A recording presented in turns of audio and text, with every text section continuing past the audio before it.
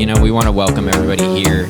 Everything all at once? Everything all at once. It's honestly a sensation. Aliens listen to it. Well, I want to welcome you guys. Thank you so much for coming and hanging out at Everything at Once Studios instead of Menajerie.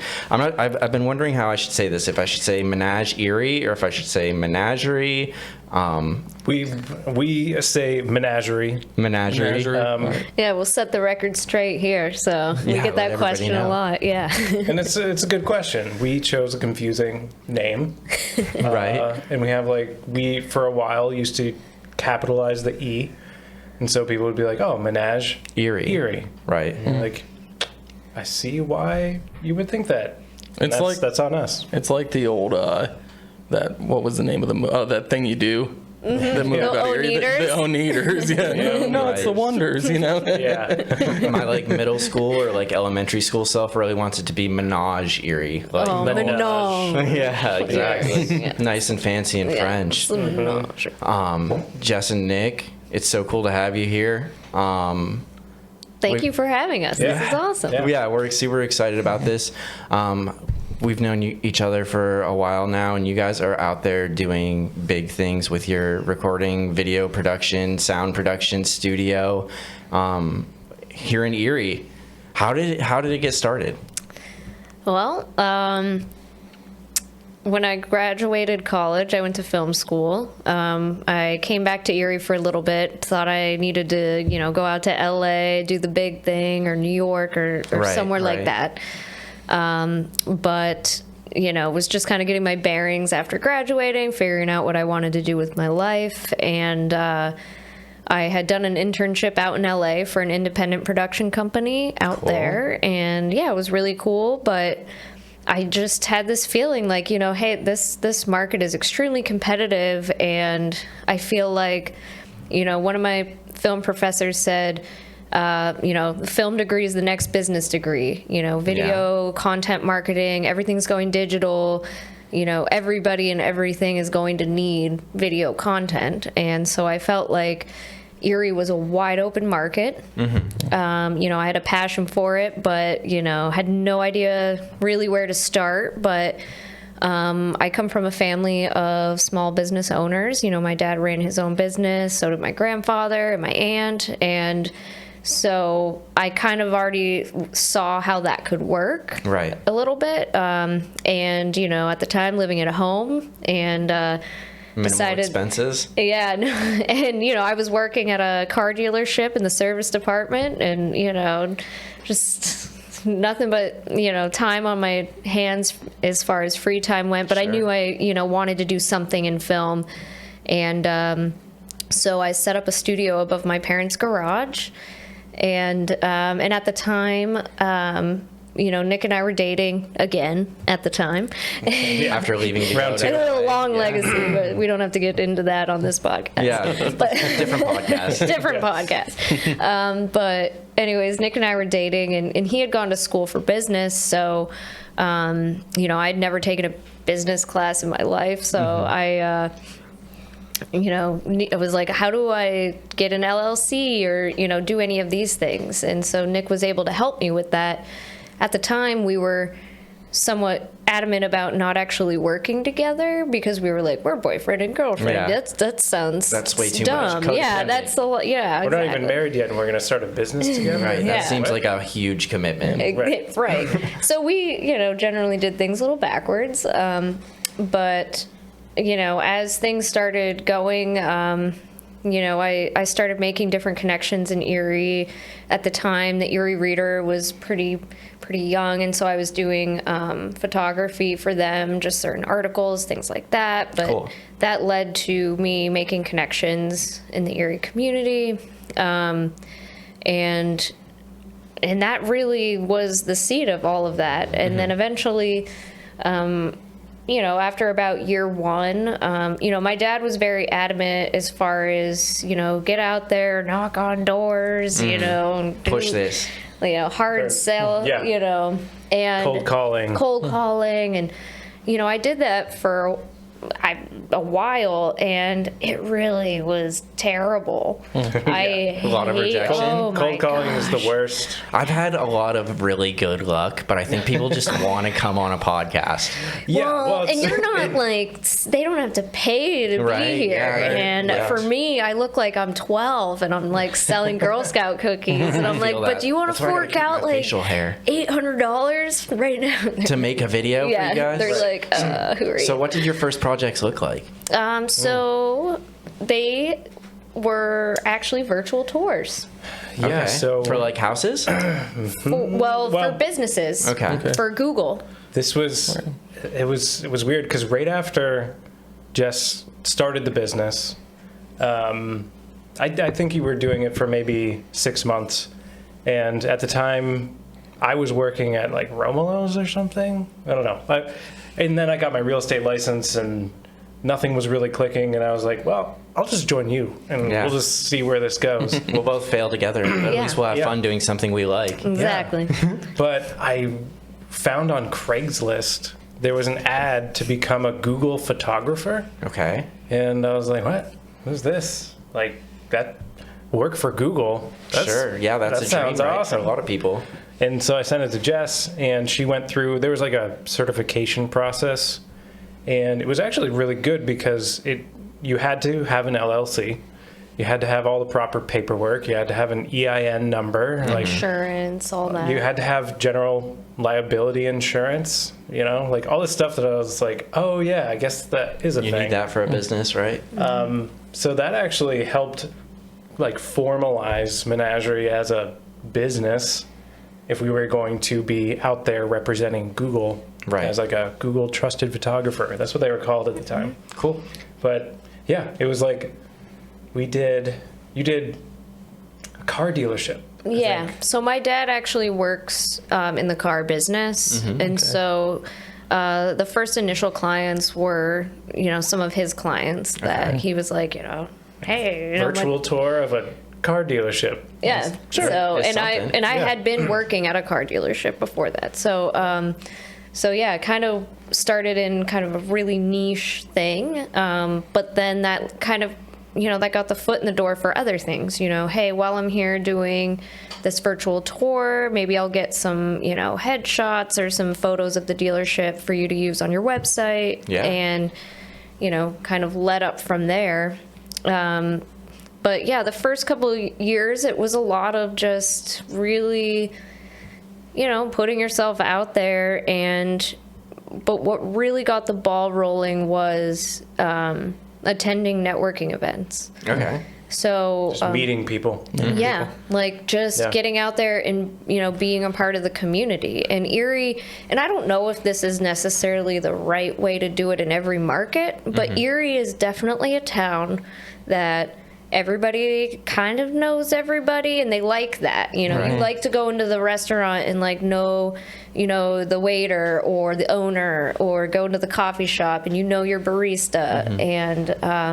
And so I feel like I knew that was going to have to be the case with this, is just going out there, and it's almost like fake it till you make it. Like, Right, I felt like definitely had imposter syndrome, but I'd be out there like, I'm Jess, I make videos. And, from there, someone would then, be like, hey, do you know anyone that makes videos? Oh, yeah, Jess. Sure. So Did it, like at the beginning, was it difficult to like satisfy the creative side? Being in like a niche market, like, 'cause, I don't know, like when it's like a passion project, like when Right. me and him are like, Probably not passionate about making virtual tours for of car dealerships, right? Yeah, it's not the dream per se. Right. yeah, I know when we talk about like guests coming on, we're like, all right, this you guys are real cool, and this is real interesting, and like, so it's easy to like feed into like the passion.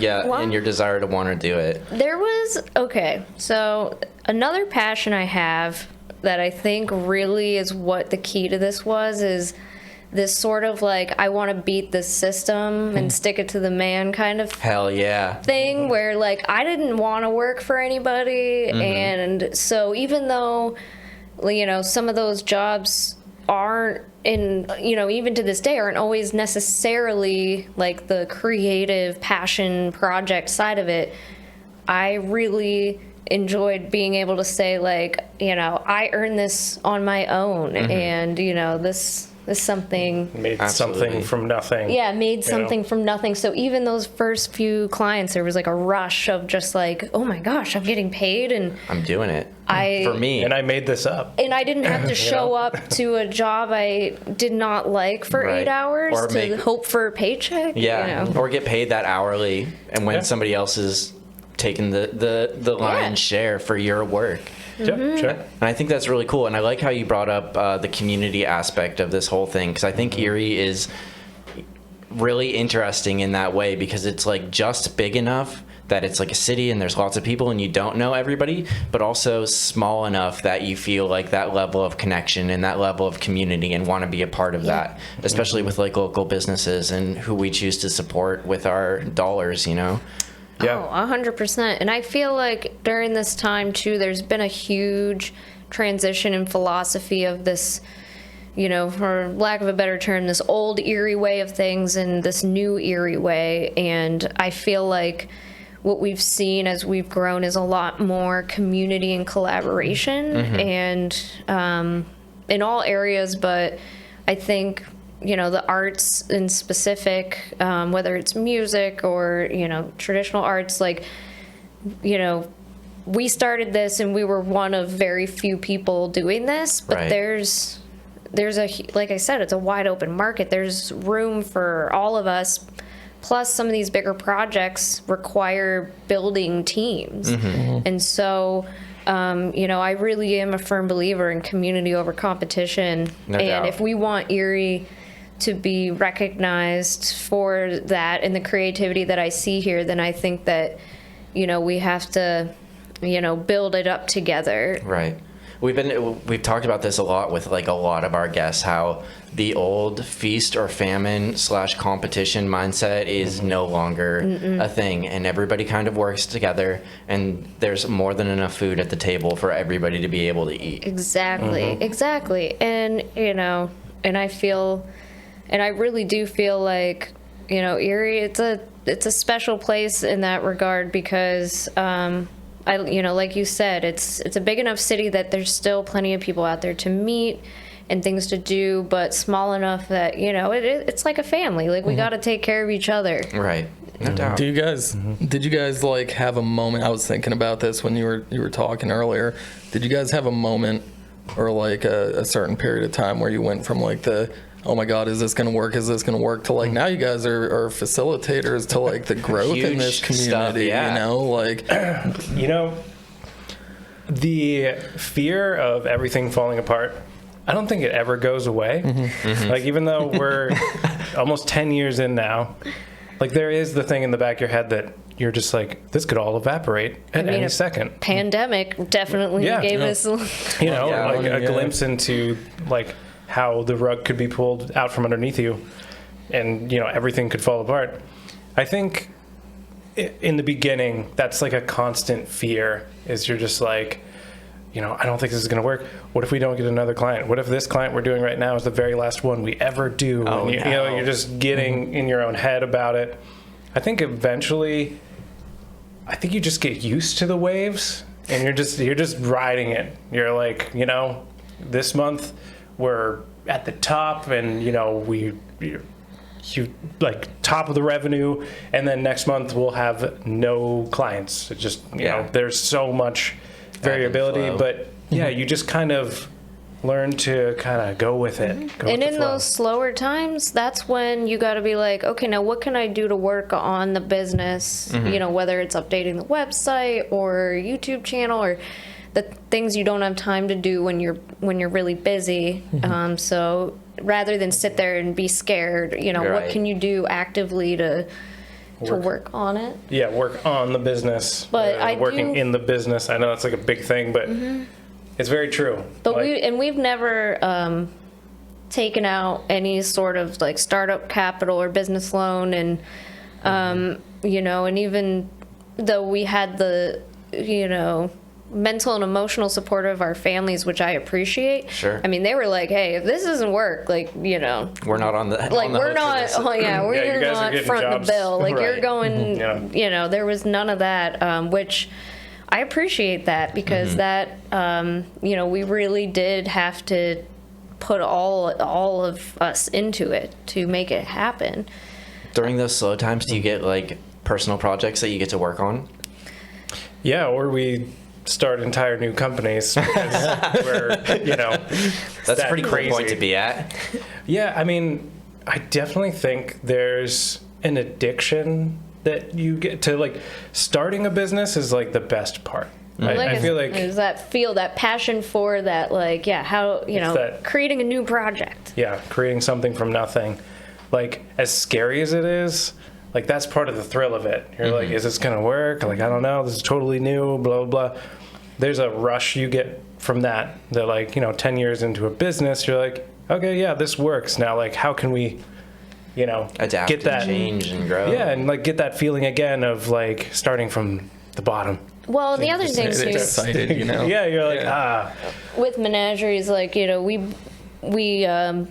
built a team too. So, it's the four, there's 4 of us there. And so about, year 3 and 4 was when we started to be like, hey, we have work that we need more than just the 2 of us to do. And, and especially as a business owner, it's like, if you're going to continue to get more clients, it's very difficult if you start to reach that threshold of like keeping up with all the internal stuff. And then you're like, but someone's got to be out there getting the next project, feeding the pipeline.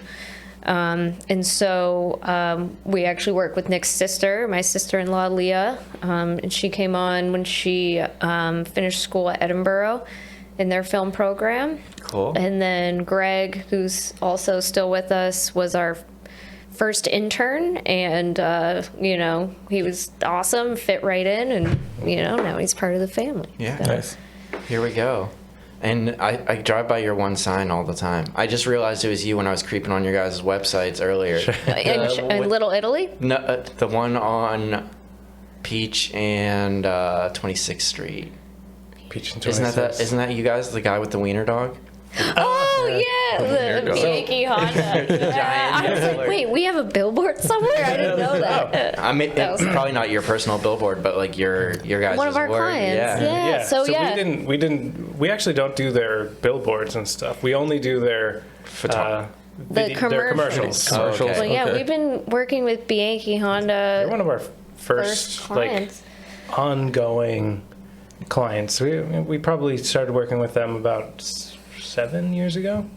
Mm-hmm. Something Yeah. like that. That's awesome. Yeah, I feel like year 3 was when I would actually say we were like a business. Like an actual company. Year 3 in a lot of ways is kind of like actually year 1, where Yeah. you're like, this is the first year it's like legitimate. It's real. And I've heard that about, a lot of companies say, like, it's like once you get to year 3, then you can start to be like, okay, this is a thing. This is a real viable. thing. We're doing Yeah. this. We Yeah. figured it out. But yeah, so, and it's good to have a combination of, the recurring clients and people that need ongoing work, and then, and then a lot of the stuff we do is one-off as well. So, Or they might come back to it. We've had clients that we've worked with and then haven't heard from them for like 4 years.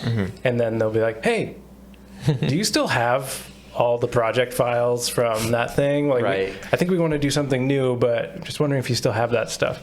So we save everything. we save everything. Right. It's insane. Like our storage solution is like an entire server and Terabytes and terabytes of oh yeah, space. it's ridiculous, and I don't recommend everybody do this. And even in our contracts, we say like we're not guaranteeing that we'll have your stuff 5 years from now. So if you want copies of it, we can get it to you and stuff. But we still have some of our very first work from probably Day 10 one. years ago. Yeah. those first virtual Somewhere. tours. Oh yeah, they're still out there. How did you guys learn to do video production? Was it kind of just a trial and error? Did you learn that in school, or?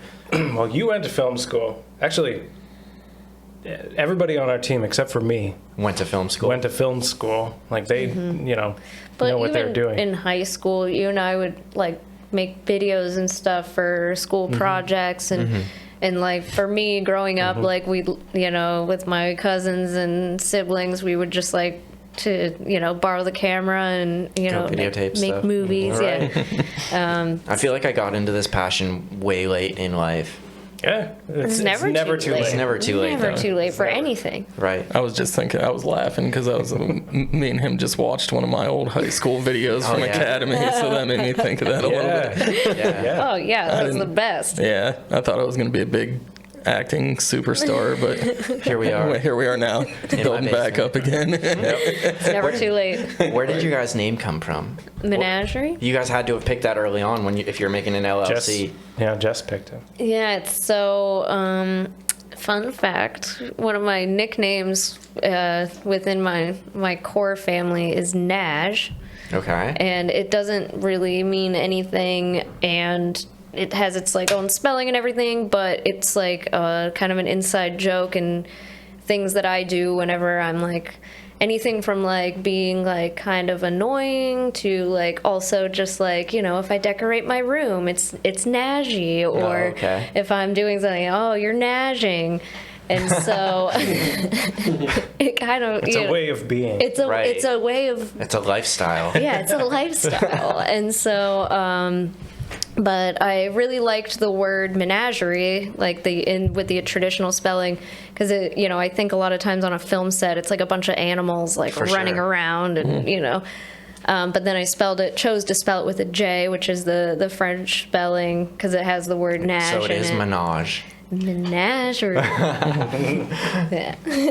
Awesome. I totally get that. Animals running around. That's what I kind of imagined in my head where it came from, was like the word menagerie, like a personal zoo or whatever. Your own Yeah. little Yeah, zoo. it feels like being like in a zoo. The ringleader. And what kind of projects do you guys like to work on? Like, what kind of thing do you get excited about when somebody brings to you? I mean, You guys made a sweet video for my buddy Tyler. That looked like pretty oh cool. yeah. Well, music videos that's always near and dear, because you know Nick's in a band, and that's the first videos that I ever produced in high school that ever like won anything or had any kind of like notoriety were music videos. So so I absolutely love doing everything with music, and then documentary is like Pretty my cool. passion. Yeah. What about you, Nick? You guys have won awards for that stuff too. Yeah, I've seen the Rust Belt. Yeah. New New American Day. That was awesome. That was real cool. Amazing. Thank you. Yeah. Yeah, so I think, bigger projects that we can really sink our teeth into, something that takes 6 months to a year to put together is exciting, because there's so many moving pieces and it's complicated and there's many stages to it, and I think those are the projects we like the most, that we really get a lot of time with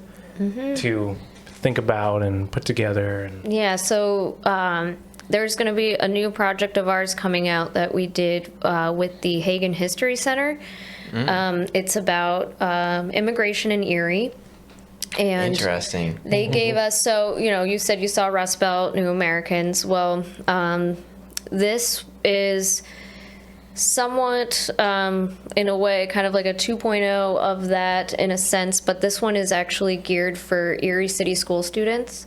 So, and it's about modern immigration in Erie, so everything post 1950s, Cool. As far as immigration goes. We just had I guess like 2 guests ago, who was an ESL teacher, English as a second language teacher, for a lot of the refugees that were coming in here. Yeah. And surprisingly, Erie has, well, maybe not surprisingly, maybe a lot of people know this, but there's a huge refugee population Yes, in town. yes. It's one of the biggest refuge cities Yeah. in the country. Yeah. it is. We went through this whole criteria. Erie is actually like a welcoming city, which is like a certification to be, have the resources required for people coming here and getting set up their new lives. And my mom was actually an ESL teacher for a cool. long time. So I feel like I got really early exposure to that bit of culture going into work with her and just kind of sitting in on her lessons and stuff. So That's a sweet project. That's actually how I'm trying to bust out. Well, not with a documentary necessary, but I'm trying to convince my musicians friends to let me shoot videos for them. Yeah. To start doing like turn everything, because Everything at Once podcast, hopefully in my dream of dreams is to become Everything at Once Studios. And I think that for me personally, a way to break in that is start doing music videos, because I have a number of musician friends and I have a whole bunch of gear now and the software and the know-how to do it. So it's really just like begging people to come hang out with me for a while and make music. It's weird, but it's fun. And Hopefully I think there's a need for that in this market as well. And I think it is a good way to just like, it's how you show your stuff, I feel like. Yeah, and you can get really creative with music videos in ways that you typically couldn't for like maybe necessarily like client work or something. You can actually get into like more experimental like looks and color and all that. So yeah, I think that'll be cool. Hopefully sometime that'll start to come together as this podcast keeps growing. Yeah. And becomes more of a part of the community. At first I was like, we're going to build a community. And as I'm continuing to do this, I'm realizing like I need to integrate into the community and not try to have my own. You know what I mean? That's but you're add to it. right. add to Be a it. part of the community. Well, you're Sure. giving the community a voice too and an outlet. Right, So and that's that good. was one of the big goals when we created this podcast, was to like help spread that idea of community and let people know what's out here and spend time with the people that are like strong and pillars of the community that offer opportunities to the community and mentorship and all those other things that are going on around here to just keep Erie a cool place to be. Just a big old potluck of ideas and feelings and just showing that Erie, I bring this up all the time, I've brought it multiple times, but we're just trying to add to the narrative that like when you fly into Erie and see like the "It's okay to love Erie" sign, which I don't like. Yeah. But we need a better slogan. We need a better Yeah, slogan. we do. Just like, just showing people, that listen or watch, there's a lot of good stuff going on here. Oh, there really is. Yeah, really. I hate that phrase. It's okay to love Erie. Right, Because yeah, the implication, the implication is like, Everybody it's a hates piece it. of crap, but it's our piece of crap. It's like, no. And I do It's think, not the sentiment. though, like, it was there for, like, a reason at a certain time when people were still afraid to admit that they liked to Like live here. maybe There was, like, a turning point. Yeah, maybe it was but, uncool. like, maybe, like, about 10 years ago. But now I'm like, hey, like, there's like an overwhelming change of narrative here where we're like, no, we love Erie. And I that's feel like it's so, well, maybe not egotistical, but like very much self-centered to think like back in high school, probably when that thing came out, like everybody's begging to get out of Erie. Yeah. Like, everybody's going away to college. And now that we're in our 30s, we're like starting to realize, hey, like maybe this is not the worst place and we don't need to be hating it. And even back then we had so many good things going on. I mean, we had a great music scene, lots of places to go and things to do. And now we're able to develop that and see the progression as like our generation starts to take over. And I mean, you guys are definitely a huge part of that here. I mean, you talked about like New York, LA, somewhere big, go and do things. And like, that's something from, I don't know if it is now, I'm not in touch with the youth anymore, but when we were, the kids, and whatever. But when we were younger, like Tony was saying, it was like, okay, we're going to go to college. We're going to go to college somewhere else. We're not going to come back, maybe visit the folks on like Thanksgiving and Christmas, but like get out of here. Right. But so then when like you guys come back and make the decision to make home base here and make this your own, and that just builds it up to make this a place that people want to, stay. Yeah. Well, and I think too, Erie's it's a great home base. I absolutely love to travel, and I encourage anybody who can have the opportunity to go see the world. All of that is extremely important. But then, wherever you are and wherever you end up, whether it's Erie or elsewhere, take all the good that you find elsewhere and bring it to where you are, and leave Right. the rest. It's like, Get inspired, talk to the muse and see what's good out there. And but no matter where you are, you can find where you can plug into, and there's and I think Erie is definitely, there's a little bit of something for everybody here. And there's definitely, I think you got your guys' business goes to show that there are opportunities for everything out here.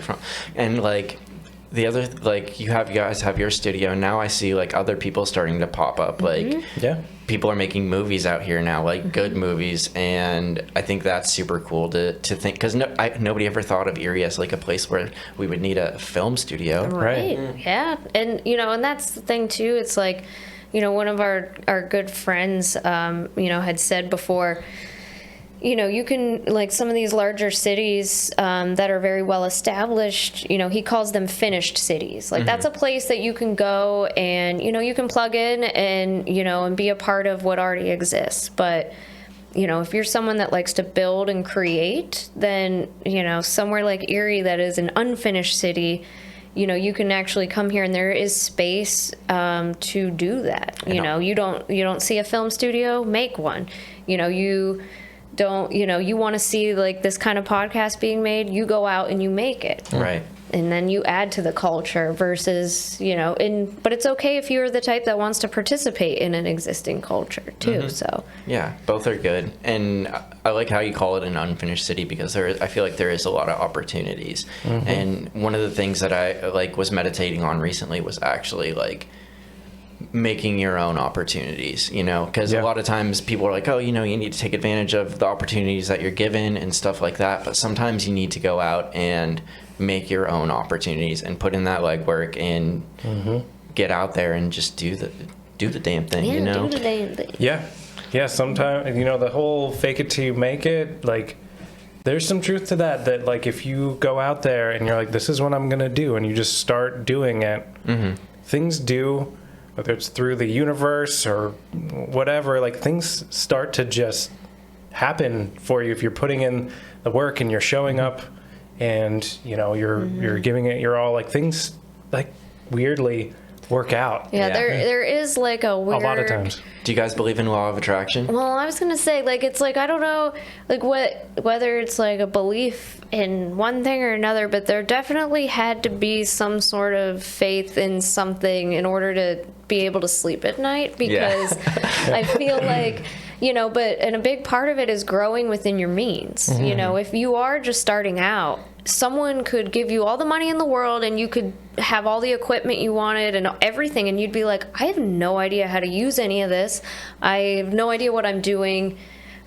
But you now have this high expectation that you should know how. And so when you build something from the ground up, you start with, this maybe, the first camera I had was a Canon T3i, which is a pretty basic camera, and we used that for years until we basically just couldn't use it anymore. Like, we've done everything that this can do. Yeah, we have maxed this out. And then finally, with the money like that we made from projects with that camera, we were able to reinvest that back in. And it's like, but now it's like we know like every single piece of equipment inside and out, like it's figured it all out one piece at a time. Right. Yeah, like, And I think, I don't know, it goes back to the age-old adage that I love, like the best indicators of luck are hard work and preparation. Like you got to put that footwork in. Like you said, if you get everything given to you, but you don't know what to do with it, you're just as likely to squander it, and just be left with nothing. So. Yeah, exactly. I think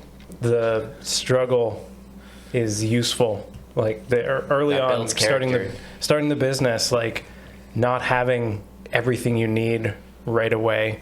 You have to get creative, and you got to be like, well, what do I have around me? Like, how can I make what I have work until I can get to the next goalpost or whatever? Yeah. And as far as, you said like law of attraction, it's like, there's definitely something to that as far as, there would be times where you don't really know where the next project is coming, but I would just be like, it will be there, and like lo and we've behold, done everything we could. Yeah, and then the phone would eventually ring and it would come in, and and there was never, there were definitely like ups and down times, but we were always able to still put food on the table, like those kinds of things. It's like, it was not a glamorous lifestyle, but I think the biggest thing we did to set ourselves up again was just going out and meeting people and showing up for other people. Yeah, no doubt. Like doing what you can to show up for other people.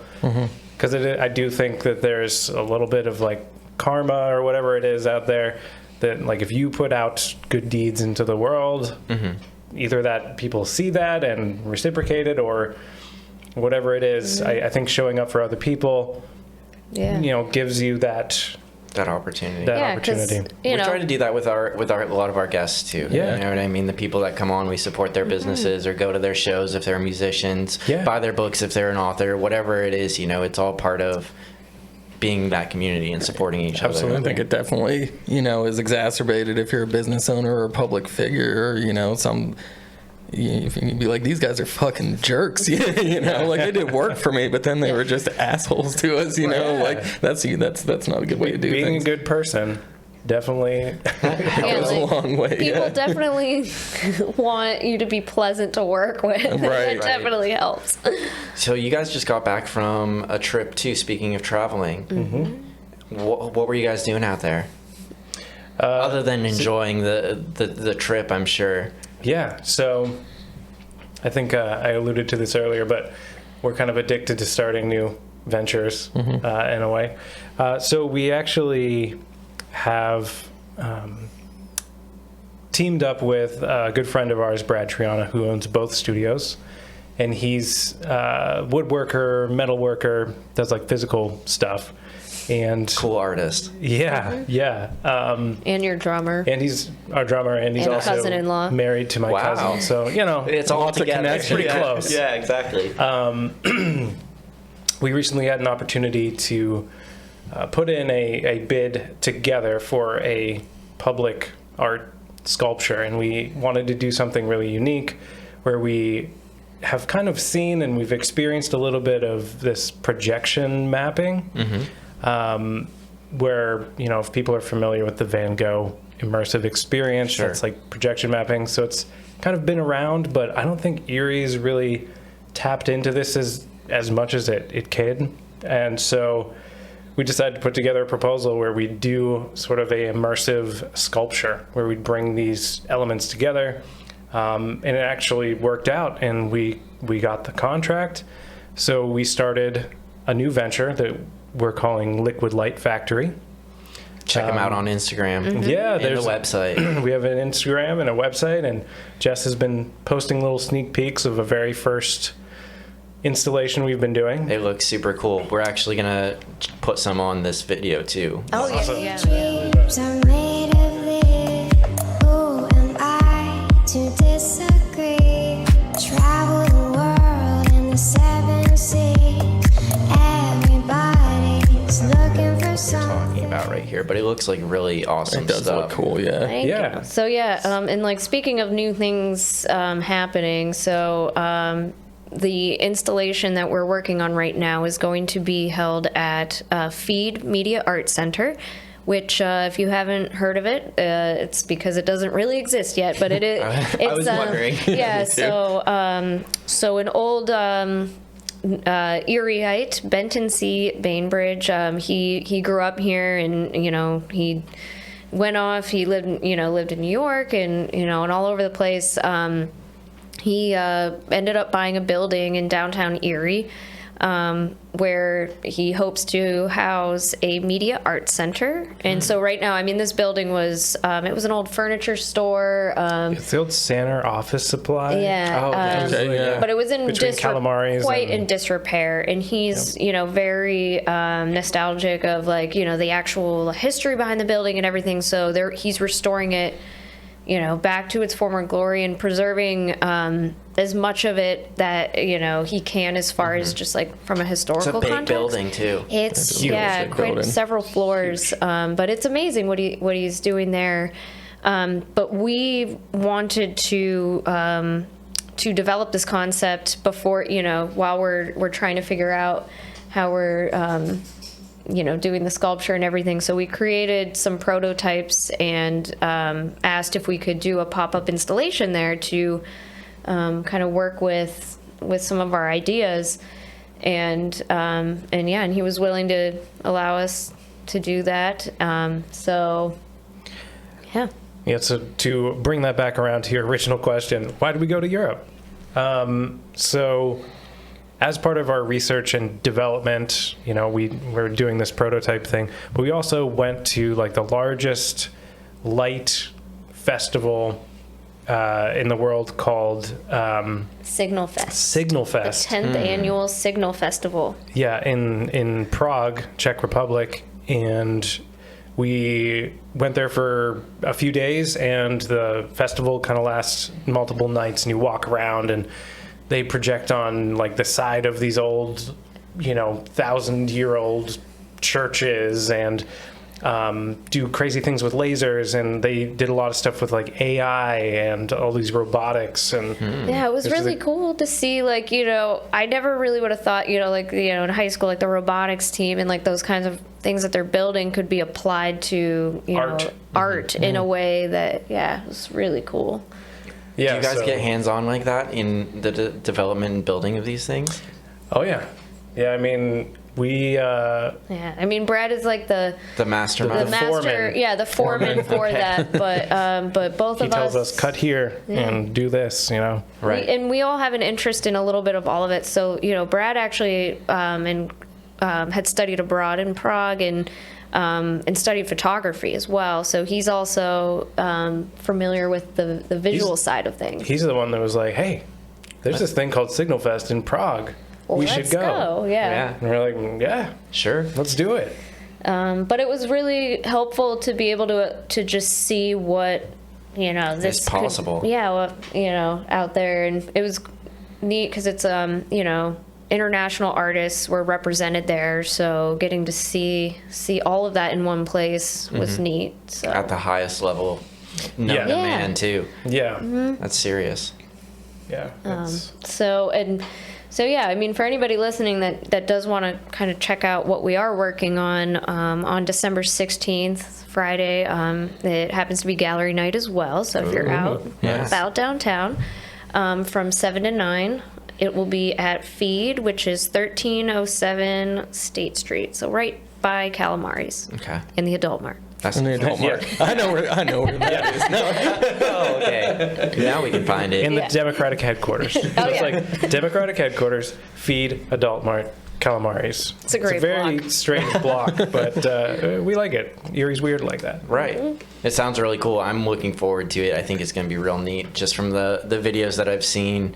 And I never was able to make it to like any of the Van Gogh or any of the other things that were around here at the time, but it's very reminiscent of those things. So if anybody's familiar with that, that's like the kind of stuff we're talking about. And we're going to show the video somewhere in this thing too, so of Yeah. what you guys have been doing. So that's going to be awesome. December 16th, Friday.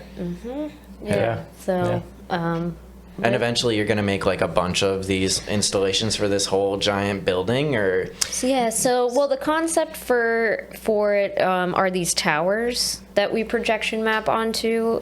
So we're still in the development phase of, specifically how many, and, all of those logistics will depend on, where we can house projectors and things. But that project is through the Erie County Redevelopment Authority, and it's for the EMI redevelopment site. So this will be through that, and some of the plans that they have there, which she did say I can talk about. It's going. You guys in, are the first. Yeah, you're Exclusive. Nice. Nobody in Erie knows really who not? Yeah, is putting in the sculpture. So. So yeah, the sculpture is going to be going in a courtyard there that they do hope to actually plan and develop that part of the site as a community resource. So whether it's for markets, food trucks, things Cool. like that. Awesome.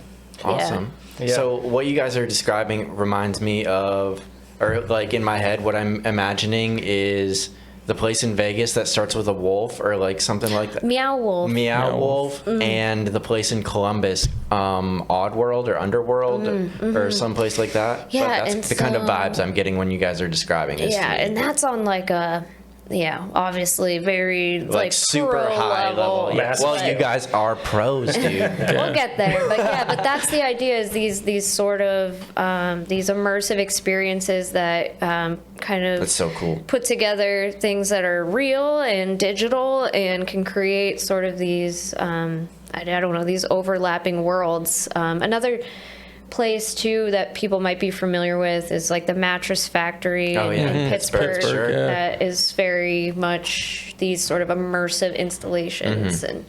And then also when you go to concerts, a lot of big concerts, they utilize all this technology to create their light shows, and a lot of them do use projection mapping and Yeah, like a lot of the big DJs and stuff, all those shapes behind them, they have like crazy patterns on them. And they look like you're coming right at you. A lot of those are just big white surfaces that are projected on, and that's a form of projection mapping. And like VJing, like video DJing, is like a whole realm that we're looking into. Actually, at our opening, I'm working on like an interactive Playlist? exhibit, where it's going to be there's going to be a controller that people can walk up and like play with, like the colors of the projection mapping and like the different patterns and the speed of things moving and animations. So you'll actually get to participate in sounds so some cool. Oh, of that's it. awesome. Yeah, I love participatory art. Right. yeah, where it's like,